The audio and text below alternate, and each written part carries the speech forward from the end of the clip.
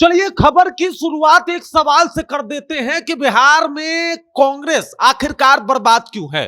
चलिए ठीक ठीक इसका अंदाजा आप नहीं लगा पा रहे होंगे या भी लगा भी लिए होंगे तो दूसरा सवाल एक और मेरा सुन लीजिए। कांग्रेस का बिहार में सबसे बड़ा नेता कौन है?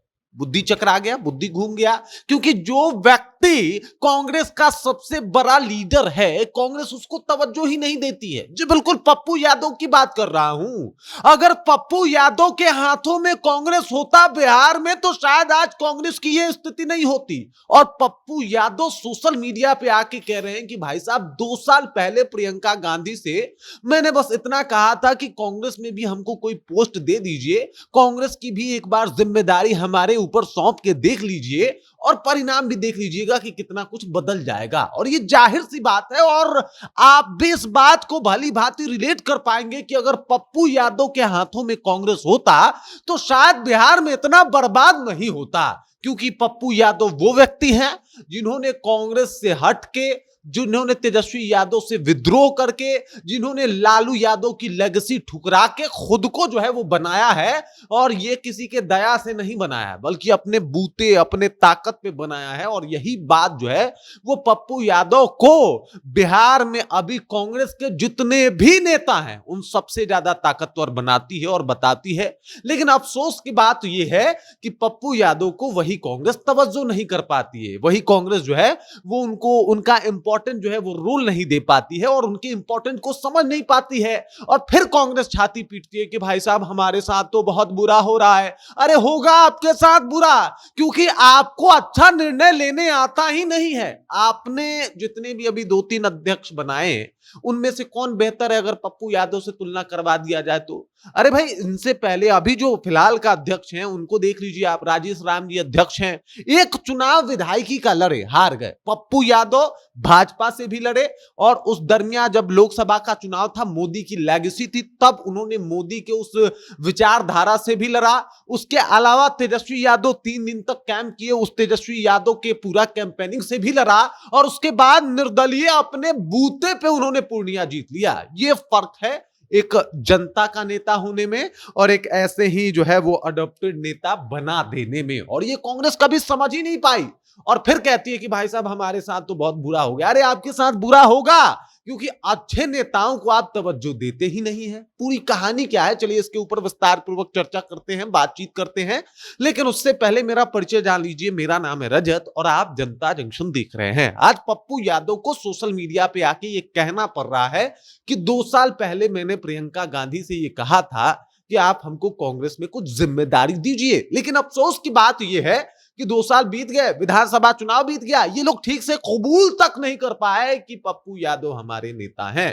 ठीक से ये बोल नहीं पाए। और सबको पता है कि पप्पू यादव की जो लेगेसी है उन्होंने खुद से क्रिएट किया है, लोगों के बीच में जाके गरीबों की आवाज बन के, गरीबों की मदद करके। भाई साहब मतलब पानी लगा हो और उसमें आप जो है वो गर्दन गर्दन भर पानी में घुस के लोगों को सामान पहुंचा रहे हैं, ये साधारण घटना नहीं है। और हर तरफ पप्पू यादव ये काम करके अपनी लेगेसी बनाए हैं। अगर कांग्रेस अगर पप्पू यादव को कोई जिम्मेदारी दे रही है तो इससे पप्पू यादव को भले फायदा हो या ना हो, लेकिन कांग्रेस को पक्का फायदा होता। लेकिन अफसोस की बात यह है कि उनको यह बेसिक सा बात समझ में ही नहीं आ रहा। अरे बिहार के बच्चा बच्चा से जाके पूछिए, लोग बता देगा कि कांग्रेस में वो अभी फिलहाल अगर किसी नेता का नाम लिया जाए तो किसको जानते हैं? पप्पू यादव को जानते हैं, दूसरा कोई नाम जल्दी ले नहीं पाएगा।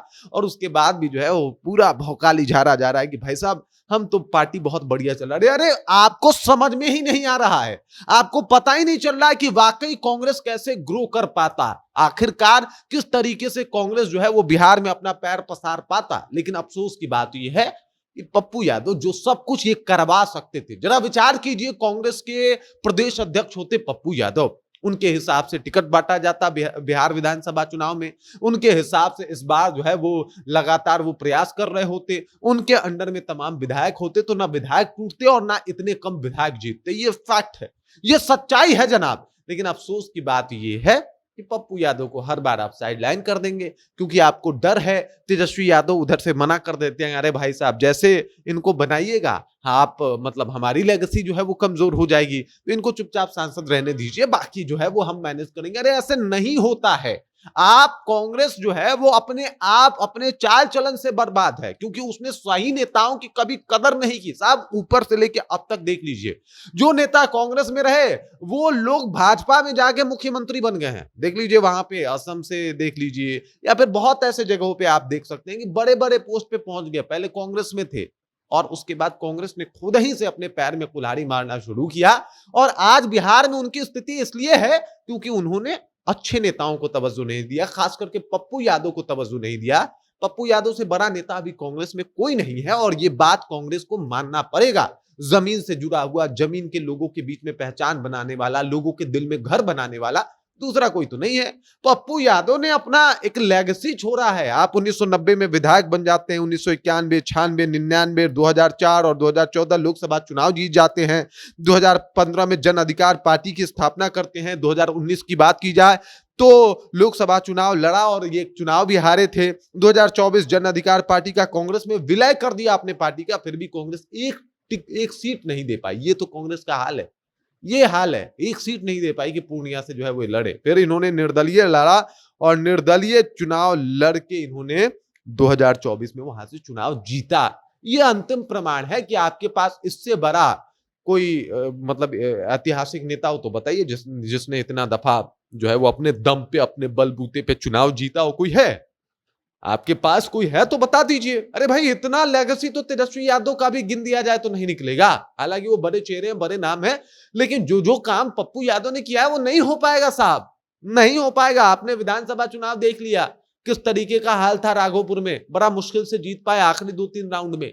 तो आपको समझना पड़ेगा कि अगर आपको राजनीति करनी है तो पप्पू यादव को लेकर चलना पड़ेगा। आज पप्पू यादव सोशल मीडिया पे अगर आके ये कहने को मजबूर हो गए कि 2 साल लग गए और ये लोग समझ नहीं पाए, ये लोग हमको कोई जिम्मेदारी नहीं दे पाए, तो ये अपने आप में कांग्रेस को विचार करने वाली बात है कि भाई साहब उनसे कहां चूक हो जा रहा है और आखिरकार वो जिस हाल में आज बिहार में पहुंच गए हैं इसके पीछे का कारण क्या है।